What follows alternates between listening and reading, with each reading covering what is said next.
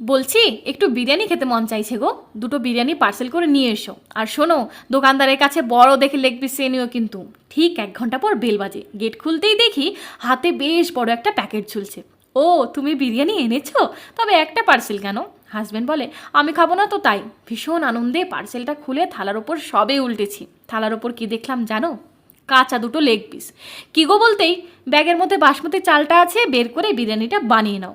কি, দুটো leg piece দিয়ে বিরিয়ানি বানাবো? কেন, দোকানে খেলে তো একটি লেগ পিস দিয়ে 1 প্লেট বিরিয়ানি বেশ খেয়ে নাও। ধুর, কথাই বলবো না।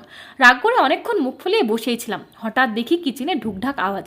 গিয়ে দেখি উনি বিরিয়ানি বানানোর প্রস্তুতি নিচ্ছেন। যাও যাও, আমিই বানাচ্ছি বলে ফ্রাইড চিকেন বানিয়ে খেয়ে ওই পার্সেলের মধ্যে কিছুটা বাসমতি চাল, একটা কাঁচা আলু, একটা কাঁচা ডিম আর ওই দুটো লেগ পিসের হাড় দিয়ে প্যাক করে ওনাকে দিয়ে এসেছি।